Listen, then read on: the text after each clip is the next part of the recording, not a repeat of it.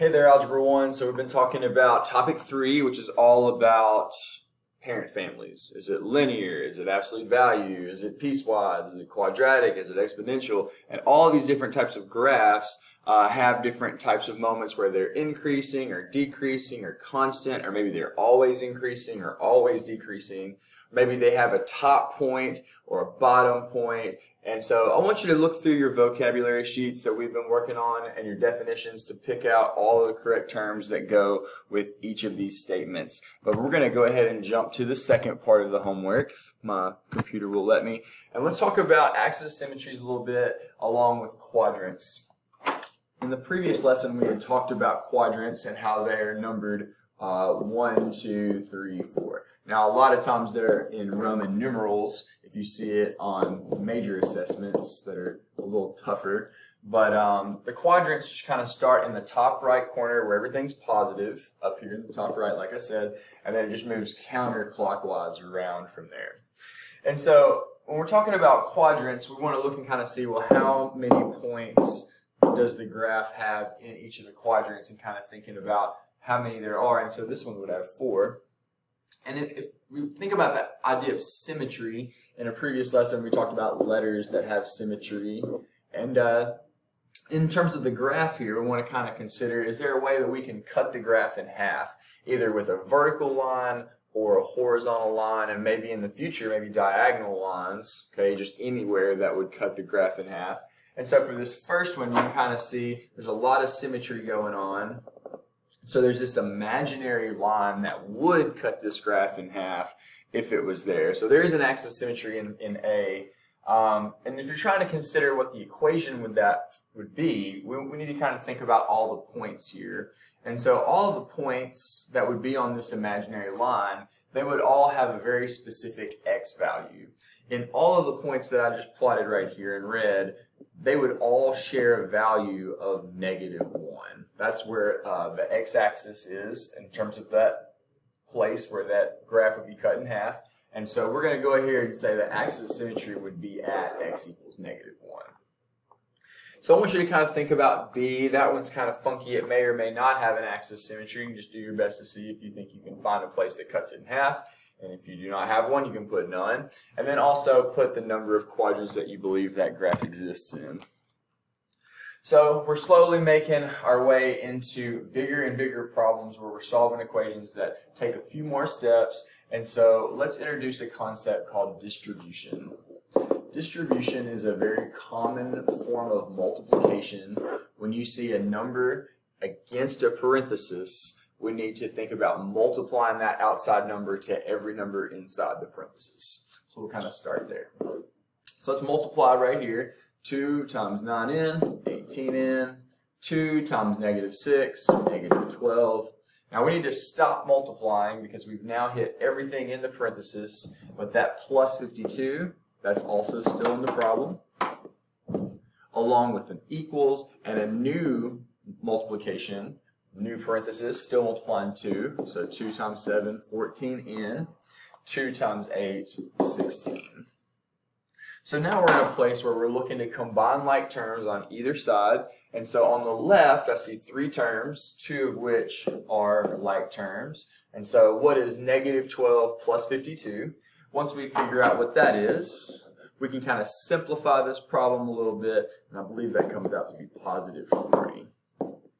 I'm going to rewrite the other side, and then slowly we see the problem shrinking, getting smaller and smaller and smaller. And remember, our ultimate goal when the word in the directions is solve is to understand in the very end what is the value of n. And we can try to do this a lot of different ways and we can come out correct as long as we do the steps correctly. But we now need to consider which of these need to go together, which of these are like terms. 18n and 14n need to go together. And so do 40 and 16. So we kind of need to swap sides here. And I like to pull the smaller value for the n terms. So 18n, 14n. I think I want to move 14. And the reason why I'm doing that, first of all, people like n on the left or x on the left. But the other thing is that when I do 18 minus 14, I end up with a positive coefficient. Coefficient is the word that describes the number in front of the variable. is the coefficient in this problem. And so if I could subtract 18 to the other side, which is fine, you end up with a negative 4n on the other side. You can still do the problem, but now you have to keep up with the negative, and that can make the problem just a little bit harder in the end. So I'm going to give myself a little bit more room. And just like after I put 18 and 14 together, I'm now going to subtract 40 from one side to the other so I can put those together. Let's move my face. 4n is still on the left over here, but new number here, 16 minus 40, that would be 24 as a negative 24. So finish this problem off by dividing by 4, and it looks like n is negative 6. So if we were to plug negative 6 into both sides, they would come out to be the exact same value on each side when you calculated it.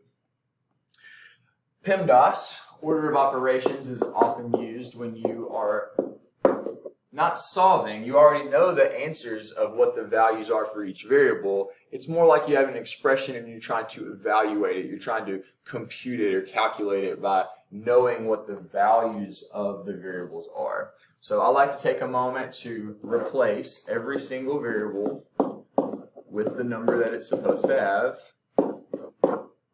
And so x is squared in the first one, so I want to put in an 8 there. And y right here, I've got a negative 2 that I need to put in there. And another y right here, let's plug in negative 2. So I've taken a moment to replace all the variables, and now I'm going to follow the order of operations. I'm looking for anything that's in parentheses. And again, that doesn't necessarily mean look for all parentheses. For example, 8 is in parentheses, negative 2 is in parentheses. That's not really what that means. It really means where are there operations going on inside parentheses, not just a grouping concept of holding a value by itself. So I'm going to start with this parenthesis, negative 2 plus 2. This ends up giving you 0. And when you multiply negative 8 times 0, that also gives you 0. And so now it's like I'm only working with the front part, 3/8 squared. So I'm looking to do exponents next. Exponents, 8 squared, 8 times 8, 64. And now I need to multiply that by 3. So I may come over here to the side and multiply everything by 3. Old school style, 3 times 4 is 12.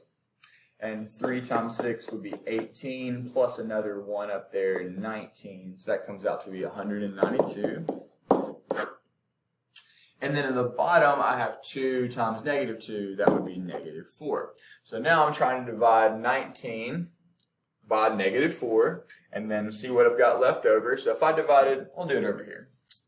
And it's going to come out to be a negative number, by the way. Let's just divide by negative 4.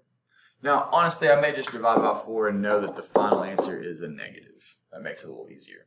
So 4 goes into 19 4 times. 4 times 4 is 16.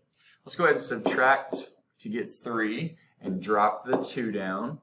4 goes into 32 exactly 8 times, and that means I have no remainder. So my final answer is negative 48. And that would be just doing it completely by hand, very carefully, making sure I really hold true all of the order of operations.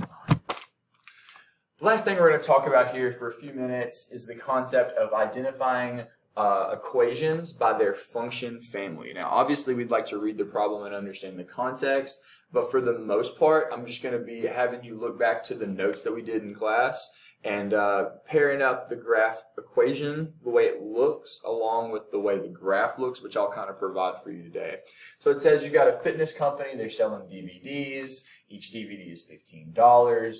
And due to the fixed and variable costs in the business, they're only going to make so much money, that profit, and they're only going to make it from selling so many DVDs, which makes sense. The more you sell, the more that you make. So what we're going to do is we're going to kind of think about this equation, and it's got several ideas that are very important, but I'm going to really try to get you to key in on that middle part because it's the most complicated part, x squared.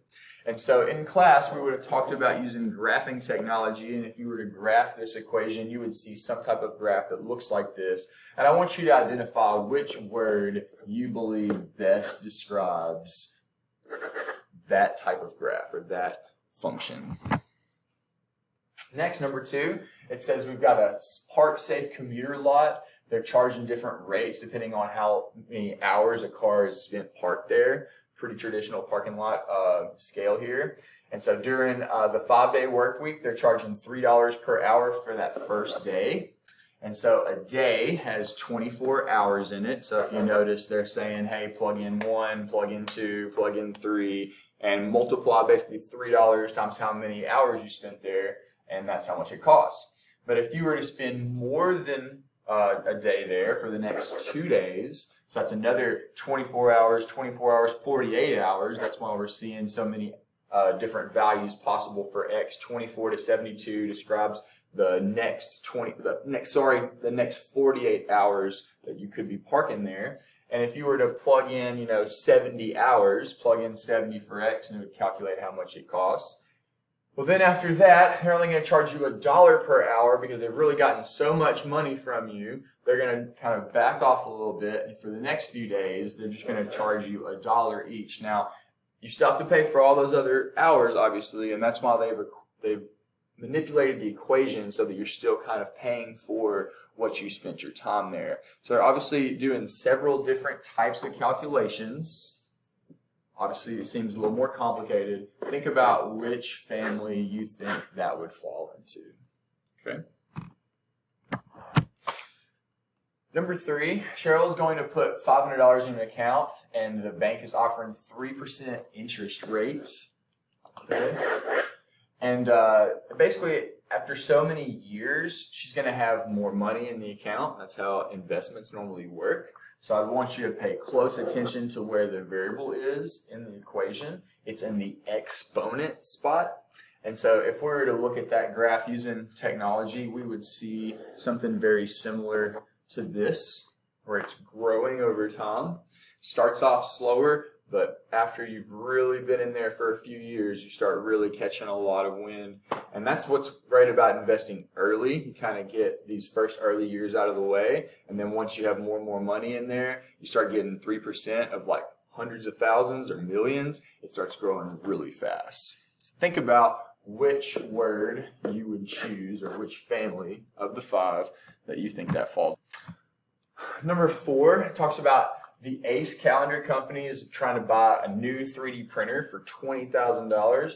And in order to plan for the future, they're interested in understanding the salvage value, basically how much it's worth the next year if they want to sell it used, or 2 years later, or 3 years later. Each year goes by, it's going to be worth less. And so they're trying to figure out the future value of this printer. So we see the $20,000 in there, that initial value. We see a minus 2,000x. Now, x doesn't seem too complicated. It's not squared. There's no bars around it.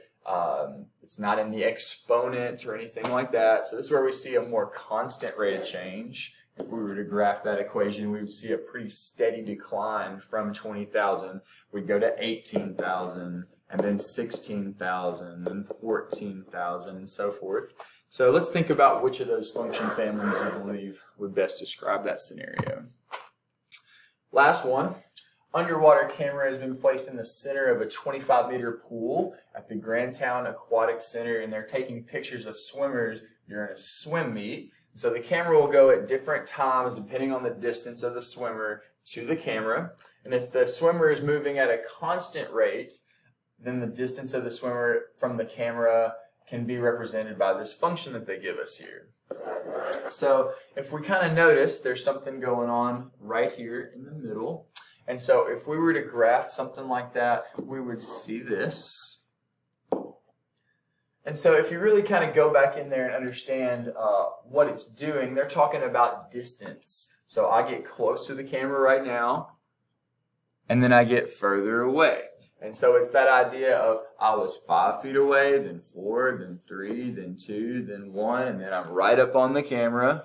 And then I start backing up, and now I'm 1 foot away, 2 feet away, 3 feet away. And so we don't want that to continue into the negatives. We want it to kind of backtrack the way it came down the first time.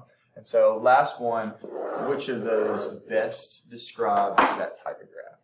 I hope this was helpful, and we'll see you in class later.